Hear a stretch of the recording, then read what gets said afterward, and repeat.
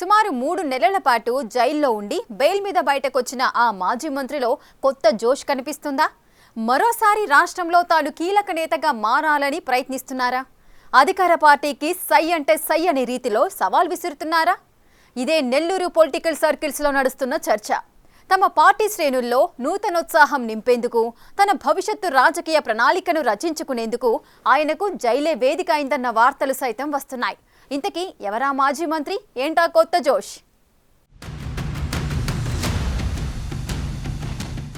తెలుగు రాష్ట్రాల్లో రాజకీయాలన్నీ ఒక ఎత్తైతే నెల్లూరు జిల్లా రాజకీయాలు మరొక ఎత్తుగా ఉంటాయి.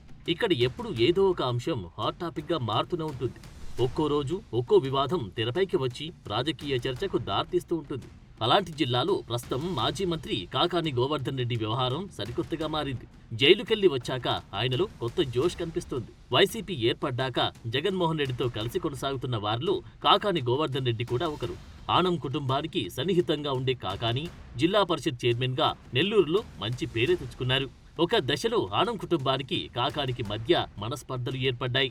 ఆ సమయంలోని ఆయన వైసీపీ గూటికి చేరారు. వైసీపీ నెల్లూరు జిల్లా కన్వీనర్ గా ఎక్కువ కాలం పనిచేస్తూ పార్టీని భుజస్కంధాలపై వేసుకున్నారు. జగన్మోహన్ రెడ్డికి ఉన్న ముఖ్య అనుచరుల్లో కాకాని గోవర్ధన్ రెడ్డి కూడా ఒకరు. 2014లో 2019లో 2 సార్లు సర్వేపల్లి నియోజకవర్గం నుంచి ఎమ్మెల్యేగా గెలుపొందారు కాకాని. 2019లో వైసీపీ అధికారంలోకి వచ్చాక మంత్రివర్గ విస్తరణలో కాకాని గోవర్ధన్ రెడ్డికి మంత్రిగా అవకాశం ఇచ్చారు నాటి సీఎం జగన్. మంత్రిగా కాకాని బాధ్యతలు తీసుకున్న తర్వాత అంతకు ముందు కంటే ఎక్కువ బాబు, లోకేష్, పవన్ పై తీవ్ర స్థాయిలో విరుచుకుపడ్డారు.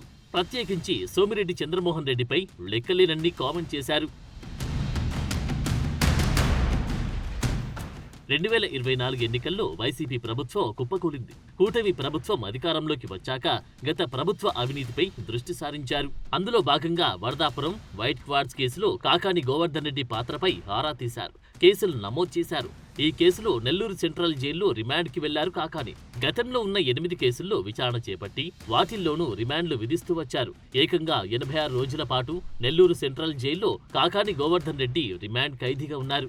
ఇటీవల ఆయనకు అన్ని కేసుల్లోనూ వరుసగా ఊరట లభించి బెయిల్ ఇచ్చింది హైకోర్టు. వివిధ కేసుల్లో పిటి వారెంట్లు ఇచ్చిన సమయంలో విచారణ నిమిత్తం ఆయన జైలు నుంచి బయటకు వచ్చిన ప్రతి సందర్భంలోనూ చిరునవ్వు నవ్వుతూ తన కోసం వచ్చిన నాయకులకు చేతులు ఊపుతూ వెళ్లేవారు కాకాని. ఈ క్రమంలో హైకోర్టు బెయిల్ ఇచ్చాక కొన్ని షరతులు విధించింది. కేసుల గురించి మీడియా ఎదుట మాట్లాడకూడదని, నెల్లూరు జిల్లాలో అడుగు పెట్టకూడదని, ప్రతి ఆదివారం విచారణాధికారి ఎదుట హాజరు కావాలని ఆదేశాలు ఇచ్చింది.